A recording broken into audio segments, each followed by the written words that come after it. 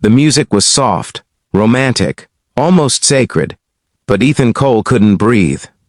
Crystal chandeliers shimmered above the grand ballroom of the Grandview Hotel in Chicago, casting golden light across silk-covered tables and crystal glasses. Laughter echoed. Champagne sparkled. The bride stood at the center of it all in a gown so radiant it seemed stitched from light itself. And Ethan, a single father in a modest navy suit he had worn to every formal event for the past 5 years, stood near the back wall trying not to feel invisible. Then it happened. A woman's voice, calm, commanding, impossibly close, brushed against his ear. "Stop looking at the bride, look at me." Ethan froze. If you believe in kindness, second chances, and the quiet miracles life sometimes hides in unexpected places, take a moment right now to like this video, comment where you're watching from, share it with someone who needs hope, and subscribe to the channel. Stories like this remind us that even broken chapters can lead to beautiful endings. Ethan turned slowly. Standing beside him was Victoria Hale, CEO of Hale Innovations, one of the fastest-growing tech companies in the Midwest. Her tailored emerald dress contrasted the glittering ballroom with understated power. She wasn't smiling, she wasn't joking. Her hazel eyes held something deeper than curiosity.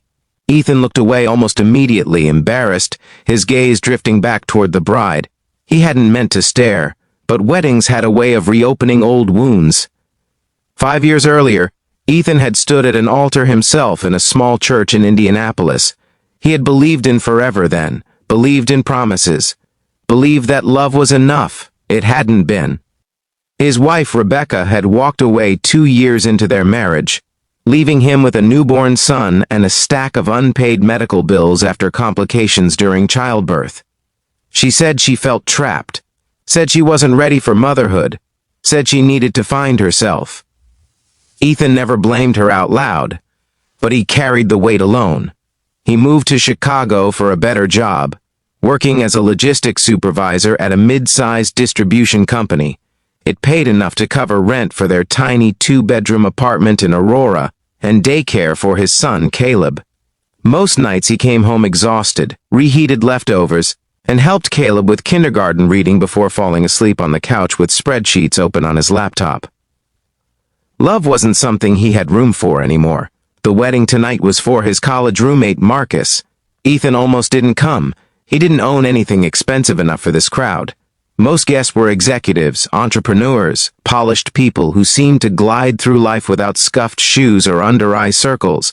Victoria Hale was one of them. Or so he thought. She studied him quietly, not judgmentally, not flirtatiously, just carefully. "You look like you're mourning something," she said softly, her voice barely rising above the music. Ethan swallowed. He didn't know why he answered honestly, "Maybe I am." Victoria didn't ask what he meant. She didn't offer a rehearsed, comfort line. Instead, she tilted her head toward the dance floor where Marcus and his bride were laughing, spinning beneath the lights. "You're not looking at her because you want her," Victoria said gently. "You're looking at her because you remember who you used to be." The words landed with surgical precision. Ethan felt exposed, but not in a humiliating way. In a way that made him feel seen. What he didn't know was that Victoria had been watching him for nearly 20 minutes before approaching. She had noticed how he clapped sincerely during the vows, how he stepped aside to let an elderly guest pass, how he discreetly picked up a napkin someone dropped without expecting acknowledgement. In a room full of loud success, he carried quiet integrity. Victoria understood quiet. At 42, she had built her company from a rented garage in Milwaukee into a corporation worth hundreds of millions.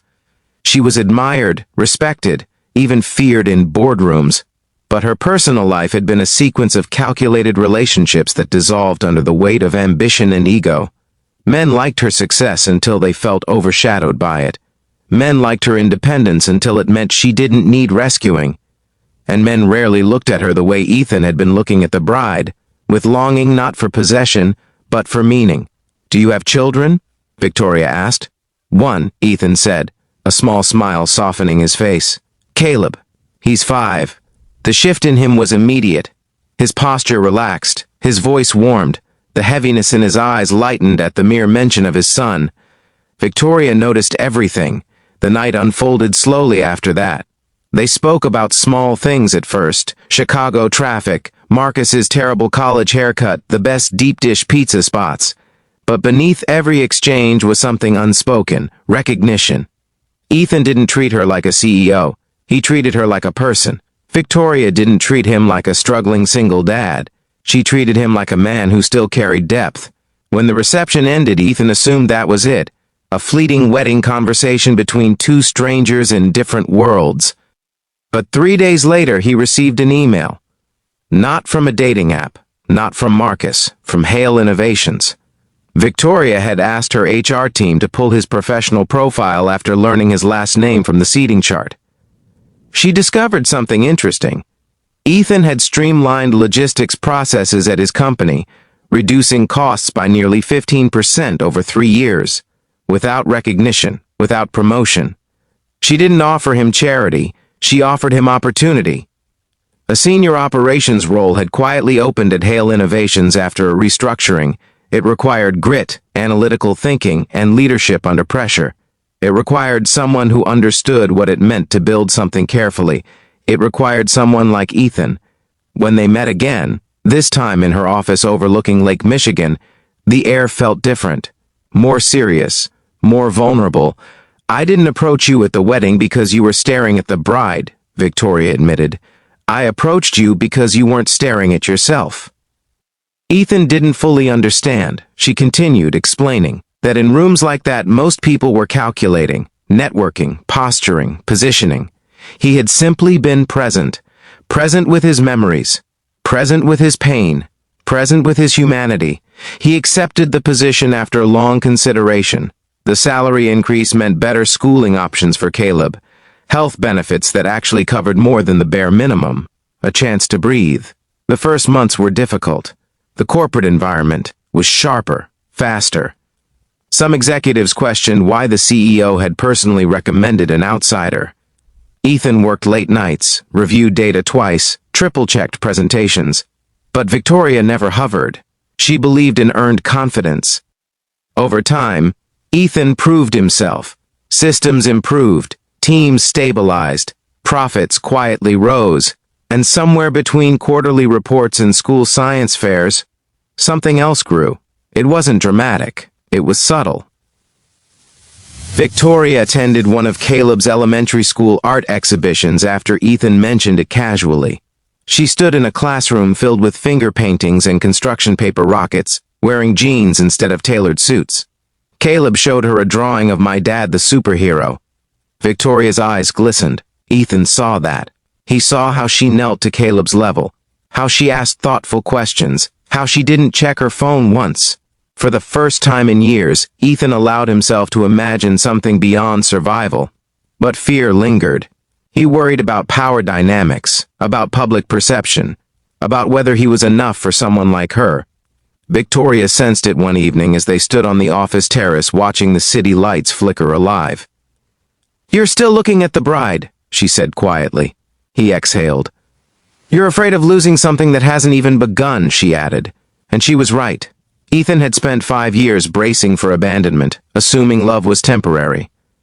Victoria had spent a lifetime bracing for competition, assuming vulnerability was weakness. Together, they were unlearning both. Months later, at a small lakeside gathering in Evanston, far from chandeliers and grand ballrooms, Ethan stood beneath a canopy of string lights with Caleb beside him. Close friends surrounded them. The air smelled of summer and possibility. This time, he wasn't mourning who he used to be. He was grateful for who he had become. He looked at Victoria, not as a CEO, not as a rescuer, not as a symbol of success, but as a woman who had seen him when he felt invisible. "Thank you for telling me to look at you," he whispered, emotion thick in his voice. She smiled, eyes shining, because sometimes the greatest turning points in life don't come from chasing what you've lost. They come from someone brave enough to redirect your gaze. Before this story ends, I want to ask you something personal. If this journey of heartbreak, resilience, and unexpected love touched you in any way, please take a moment to like the video, share it with someone who believes in second chances, and subscribe for more stories that remind us hope is real. And here's a special request.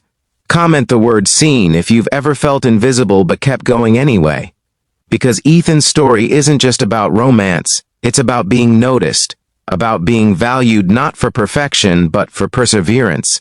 And in a world obsessed with the spotlight, sometimes the most powerful moment is when someone leans close and whispers, "Stop looking at what you lost, and look at what's standing right in front of you."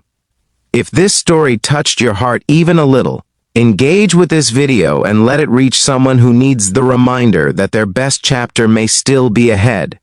Sometimes, all it takes to change a life is a whisper.